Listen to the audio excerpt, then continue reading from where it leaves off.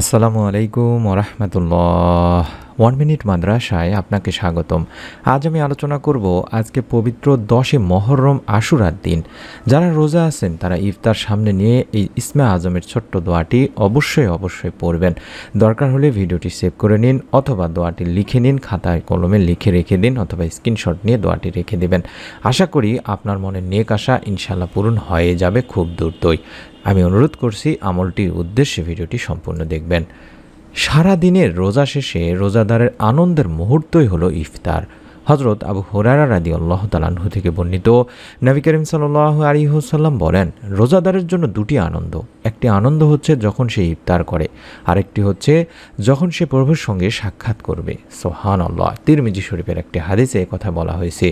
রোজাদারের দোয়া কবুলেরও সুসংবাদ দেওয়া হয়েছে হাদিসে। দিনী ভাই বোনেরা, নবী করিম সাল্লাল্লাহু আলাইহি ওয়াসাল্লাম বলেন, 3 ব্যক্তির দোয়া অগ্রাহ্য করা হয় না, বরং কবুলই করা হয়: পিতামাতার দোয়া, রোজাদারের দোয়া এবং মুসাফিরের দোয়া। বাইহাকির একটি হাদিস।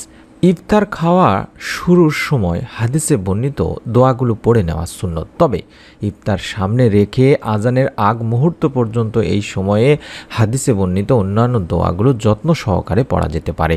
কারণ হাদিসের এই দোয়াগুলোতে নবী করিম সাল্লাল্লাহু আলাইহি ওয়াসাল্লাম আল্লাহ তাআলার কাছে এমন কিছু চেয়েছেন যা বান্দার দুনিয়া ও আখিরাতে কল্যাণকর। সুবহানাল্লাহ। এমনই ছোট্ট কয়েকটি দোয়া আমি শিখিয়ে দিচ্ছি। যারা পারবেন তারা বেশি বেশি ইস্তেগফার পড়বেন, বিশেষ করে সাইয়্যিদুল ইস্তেগফারটি বেশি বেশি পড়ার চেষ্টা করবেন। যদি না পারেন তাহলে এই সময় বেশি বেশি শুধুমাত্র আস্তাগফিরুল্লাহ আস্তাগফিরুল্লাহ আস্তাগফিরুল্লাহ পড়বেন, অর্থাৎ আমি আল্লাহর নিকট ক্ষমা প্রার্থনা করছি। এবং লা হাওলা ওয়ালা কুওয়াতা ইল্লা বিল্লাহ, লা হাওলা ওয়ালা কুওয়াতা ইল্লা বিল্লাহ, লা হাওলা ওয়ালা কুওয়াতা ইল্লা বিল্লাহ। আল্লাহর সাহায্য বা আল্লাহর আশ্রয় ও শক্তি ছাড়া আর কারোরই কোনো ক্ষমতা নেই। এটি আপনারা বেশি বেশি পড়ার চেষ্টা করবেন। আমি অনুরোধ করছি এই দোয়াগুলোর পাশাপাশি আপনারা ইসমে আজমের দোয়া পাঠ করবেন। দিনী ভাই বোনেরা, আল্লাহ রাব্বুল আলামিন আল্লাহ তাআলা বলেন, নিশ্চয়ই মানুষকে সৃষ্টি করা হয়েছে অস্থির করে। যখন তাকে কোনো বিপদ স্পর্শ করে তখন সে হয়ে পড়ে অতিমাত্রায় উৎকণ্ঠিত।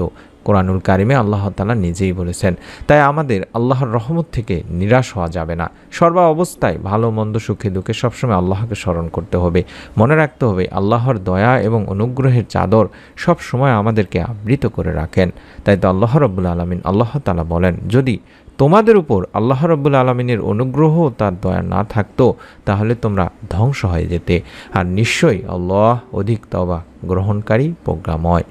তাই আমরা যারা মনের নেক আশা পূরণের জন্য বেশি বেশি দোয়া করি, বিভিন্ন সময় বিভিন্ন দোয়া করি, তাদের জন্য আজকের এই মনের নেক আশা পূরণের পরীক্ষিত দোয়াটি করার জন্য আমি অনুরোধ করছি। যারা আশুরার রোজা আছেন, আজকে পবিত্র 10 মহররম আশুরার দিন যারা রোজা আছেন তারা অবশ্যই আমলটি আজকে করবেন। এবং গতকালকে যারা রোজা ছিলেন আজকে রোজা রাখলে তাদের জন্য 2টি রোজায় হয়ে যাবে ইনশাআল্লাহ, অর্থাৎ কমপ্লিট হয়ে যাবে। কিন্তু যারা আজকে প্রথম 17 জুলাই বুধবার আজকে যারা রোজা আছেন তারা অবশ্যই আগামীকাল 18 জুলাই বৃহস্পতিবারও একটি রোজা রাখবেন এবং বৃহস্পতিবারেও রোজা রেখে এই আমলটি করার চেষ্টা করবেন। মনের নেক আশা পূরণের জন্য আপনারা বিভিন্ন জায়গায় ঘুরে বেড়েছেন, বিভিন্ন আমল করেছেন। আজকের আমলটি একটি পরীক্ষিত ইসমে আজমের আমল। হাদিস শরীফে একবার হযরত আনাস রাদিয়াল্লাহু তাআলা আনহু আল্লাহ রাসূল সাল্লাল্লাহু আলাইহি সাল্লামের সঙ্গে বসা ছিলেন। এমন সময় এক ব্যক্তি এসে নামাজ আদায় করার পরে এই ছোট্ট দোয়াটি পাঠ করেছিলেন। আর সেই দোয়াটি আমি স্ক্রিনের মধ্যে দেখাচ্ছি। এটি হলো সেই ইসমে আজমের দোয়া, পরীক্ষিত দোয়া, কবুল হওয়া দোয়া। আপনি যদি ইফতার সামনে নিয়ে বেশি বেশি তওবা, ইস্তেগফার এবং দরুদ পাঠপূর্বক এই দোয়ার আমলটি করতে পারেন বা পড়তে পারেন, আল্লাহ রাব্বুল আলামিন আপনারও ইনশাআল্লাহ মনের নেক আশা পূরণ করেই দেবেন। কারণ রোজাদারের দোয়া আল্লাহ রাব্বুল আলামিন ফিরান না, সেটি আমি কিছুক্ষণ আগে হাদিস থেকে আপনাদেরকে জানিয়ে দিয়েছি। আর দোয়াটি হচ্ছে, আল্লাহুম্মা ইন্নী আসআলুকা বিআন্না লাকাল হামদু লা ইলাহা ইল্লা আনতাল মান্নান বাদিউস সামাওয়াতি ওয়াল আরদ ইয়া জাল জালালি ওয়াল ইকরাম ইয়া হাইয়্যু ইয়া কাইয়্যুম। এই দোয়াটি বেশি বেশি পড়ার চেষ্টা করবেন, কম করে হলেও তো 10-11 বার পড়বেনই। এই দোয়াটিতে আমরা যেটি বলছি আপনারা আশা করি স্ক্রিনশট নিয়েছেন, দেখে দেখে পড়বেন, কোনো সমস্যা নেই ইনশাআল্লাহ। আমি বাংলা উচ্চারণটি দেওয়ার চেষ্টা করছি, আমি আরেকবার বলে দিচ্ছি। আল্লাহুম্মা ইন্নী আসআলুকা বিআন্না লাকাল হামদু লা ইলাহা ইল্লা আনতাল মান্নান বাদিউস সামাওয়াতি ওয়াল আরদ ইয়া জাল জালালি ওয়াল ইকরাম ইয়া হাইয়্যু ইয়া কাইয়্যুম। এই দোয়াটি আপনাকে পড়তে হবে ইফতার সামনে নিয়ে। এই দোয়ার অর্থ হচ্ছে, হে আল্লাহ, আমি তোমার কাছে প্রার্থনা করি, তুমি তো সব প্রশংসার মালিক, তুমি ছাড়া কোনো উপাস্য নেই, তুমি দয়াশীল, তুমি আকাশসমূহ ও পৃথিবীর একমাত্র সৃষ্টিকর্তা। হে মহান সম্রাট ও সর্বোচ্চ মর্যাদার অধিকারী, হে চিরঞ্জীব, হে সর্বময় ক্ষমতার অধিকারী। তখন নবী করিম সাল্লাল্লাহু আলাইহি ওয়াসাল্লাম বললেন যে এই ব্যক্তিটি ইসমে আজমের দোয়া পড়েছে। আর ইসমে আজম হচ্ছে মহান আল্লাহ রব্বুল আলমিনের এমন এক নাম, যে নামে আল্লাহ রব্বুল আলমিনকে ডাকলে আল্লাহ তাআলা তার ডাকে সাড়া দেন, এবং যে নামে তার কাছে কোনো কিছু চাওয়া হলে তিনি তার সব চাওয়া পূরণ করেন। সুবহানাল্লাহ।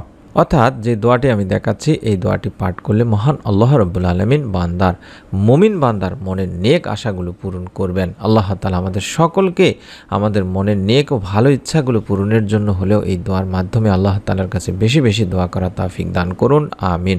যারা আমলটি করবেন তারা প্রত্যেকে একটি করে নিয়ত করে ফেলুন, অথবা এই ভিডিওটিতে একটি করে কমেন্ট করে যান। আপনাদের কাছে অনুরোধ করছি, আমরা যে আমলগুলো দেই কোরআন হাদিস থেকে দেওয়ার চেষ্টা করি। নতুন আমলের পরীক্ষিত ভিডিওগুলো যাতে করে আপনার মিস না হয়ে যায়, তার জন্য অবশ্যই চ্যানেলটির সঙ্গে থাকার অনুরোধ করছি। অবশ্যই চ্যানেলটি সাবস্ক্রাইব করে বেল বাটনটি অন করে রেখে দিবেন। সকলে ভালো থাকুন, সুস্থ থাকুন। আশা করি আল্লাহ রব্বুল আলামিন আপনাদের মনের নেক আশা ইনশাআল্লাহ ছোট্ট আমলের ওসিলায়, আপনার নিয়তের ওসিলায় পূরণ করেই দেবেন। আসসালামু আলাইকুম ওয়া রাহমাতুল্লাহ।